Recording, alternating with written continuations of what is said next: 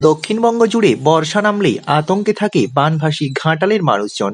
ঘাটালের বিভিন্ন নদীগুলিতে থাকা অস্থায়ী সেতুগুলি নদীর জলের তোড়ে যে কোনো সময় ভেসে যায়। এবারেও তার অন্যথা হলো না। হরপা বানের জলের তোড়ে হুড়মুড়িয়ে ভেসে গেল ঝুমি নদীর বাঁশের পোল।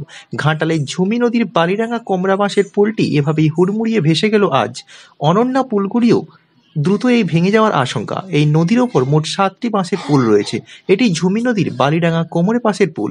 প্রসঙ্গত হুগলি জেলায় পশ্চিম মেদিনীপুর জেলার মধ্যে গুরুত্বপূর্ণ সংযোগকারী সেতু ছিল, যা জলের তোড়ে ভেঙে যায় সেতুটি। প্রতিদিন দুই জেলার কয়েক হাজার মানুষ পারাপার করেন এই সেতু দিয়ে। পাশাপাশি নদীর জলের তোড়ে ভেসে গেল মনসুগরা অস্থায়ী সেতুটিও। জলের তোড়ে নষ্ট হওয়ার কারণে এখন থেকেই সম্পূর্ণ যোগাযোগ বিচ্ছিন্ন হয়ে গেল দুই পাড়ের মানুষের মধ্যে।